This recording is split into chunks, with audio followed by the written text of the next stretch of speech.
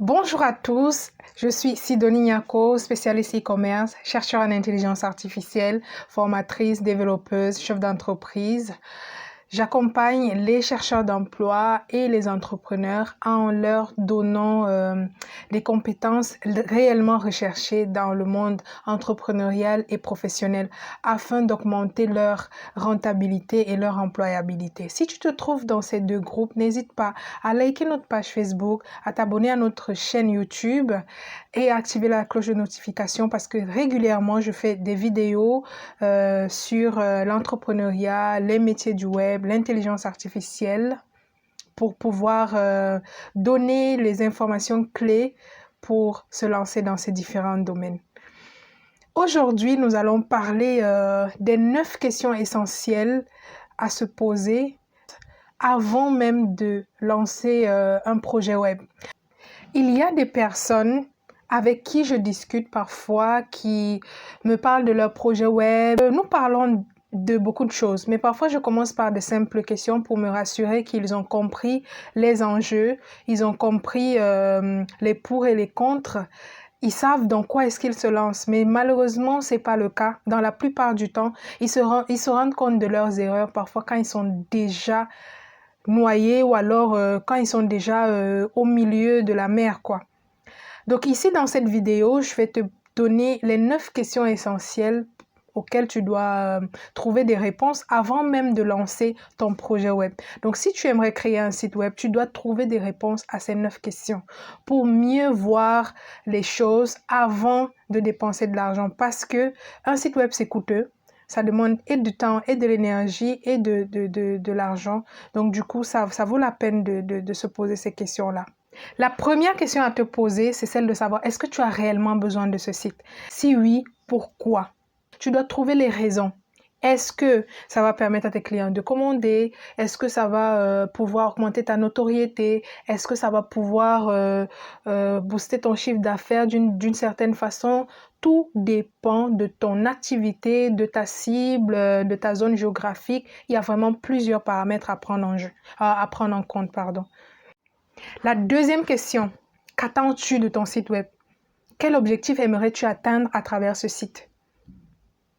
Ce que tu attends de ce site web te permettra de voir finalement si ton objectif est atteint ou non. Donc, d'ici la fin d'année, tu pourras faire par exemple une étude pour évaluer tes résultats. Si ce site web a vraiment t'a aidé à atteindre tes objectifs ou pas. Donc, qu'est-ce que tu attends de ton site web? Tu dois pouvoir énumérer tes attentes. La troisième question, c'est à qui s'adresse ton site web? Quels sont tes clients? C'est quoi ta cible? J'ai parlé de la cible, j'ai déjà fait une vidéo sur la cible. Tu le trouveras certainement sur la page Facebook ou sur le site web. J'ai parlé de la cible. Il y a plusieurs étapes pour définir sa cible. Donc, ton site s'adresse à qui? Exactement. Parce que ça ne sert à rien de faire un site web pour les personnes de la cinquantaine qui n'ont, ou alors des vieux qui n'utilisent plus Facebook, par exemple. Si ton service s'adresse à une certaine tranche d'âge qui sont très habitués au digital et qui commandent à travers des sites web et que voilà, même ton environnement géographique, les frais d'Internet permettent à ta cible d'accéder au site web, tu peux le faire. Donc, imaginons quelqu'un qui est dans un pays où sa cible est une classe moyenne qui n'a qu'accès aux réseaux sociaux. Ton site web va te regarder et tu vas regarder ton site web, malheureusement. La quatrième question, c'est celle-ci. Quel type de contenu voudrais-tu mettre en ligne? Il y a plusieurs types de contenus. Est-ce que ce sont des articles? Est-ce que ce sont des vidéos? Il y a certains types de contenus qui sont lourds. Du coup, ça va engager des sommes énormes pour l'hébergement, etc. Donc, du coup, selon le type de ton contenu, un site web peut être adapté ou non. À toi de voir.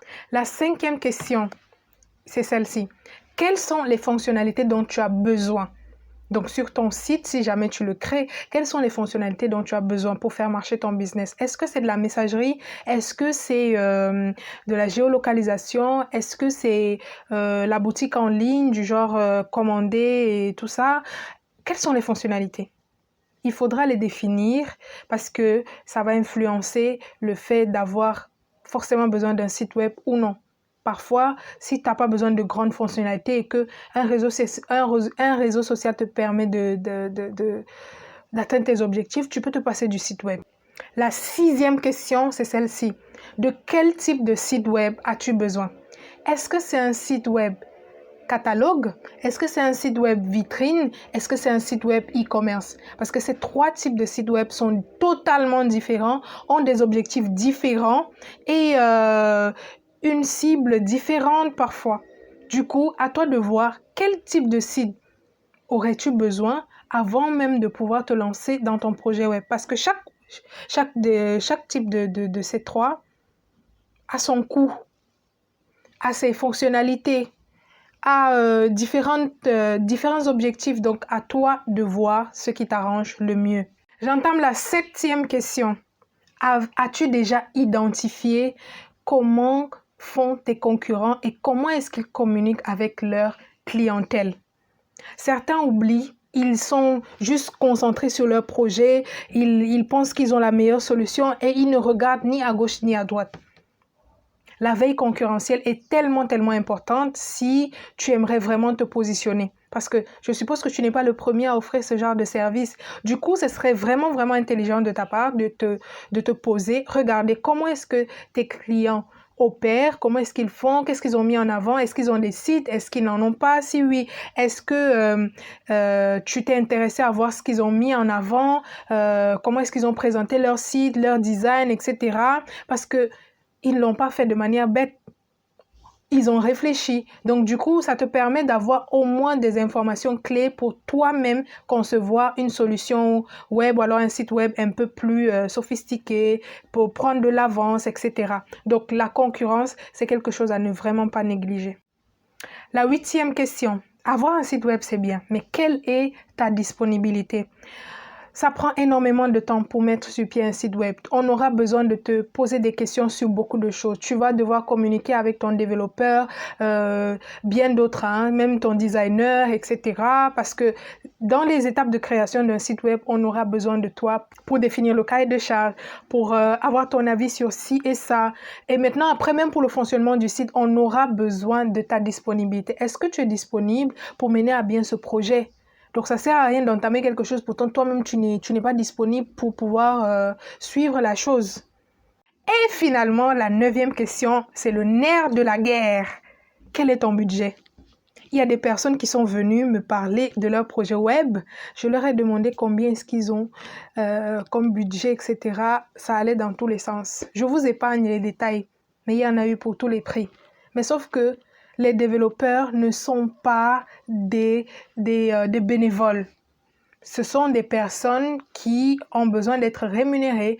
Même si c'est une agence web ou c'est un freelancer ou quelque chose comme ça, vous devez débourser de l'argent. Et un site web, déjà par défaut, vous avez votre nom de domaine à acheter et votre hébergement à acheter. C'est déjà de l'argent et c'est énorme. Déjà, rien que ça, ça demande de l'argent. À plus forte raison, le temps que le développeur va prendre pour pouvoir vous construire votre solution web. Donc, si tu n'as pas d'argent, ne te lance pas. Et voilà, j'ai fini les 9 différentes questions auxquelles tu dois répondre avant de te lancer dans un projet web. Je t'aurais prévenu. Maintenant, ce que je voulais aussi dire, on n'a pas que le site web pour professionnaliser ou bien améliorer ses services. Du coup, tu peux te contenter des réseaux sociaux si ta cible s'y trouve. Tu peux aussi avoir par exemple besoin des emails pro sans toutefois passer par un site web. Donc, j'aimerais avoir des personnes qui imitent, mais de manière intelligente et non juste parce qu'il faut imiter ou alors par suivisme, mais suivisme moutonnier, j'ai envie de le dire. Donc, réfléchissez, répondez à ces différentes questions. Si c'est bon, vous êtes sûr de ce que vous voulez, vous savez combien vous devez débourser en énergie, en temps et en argent, venez nous voir, nous on va vous développer vos solutions. Et si tu veux le faire toi-même, tu peux aussi te faire former. Nous avons des formations et pour les développeurs et des formations pour les entrepreneurs. Il y a de tout les catégories. Donc, à toi de savoir ce que tu veux bien avant même de venir poser ton problème.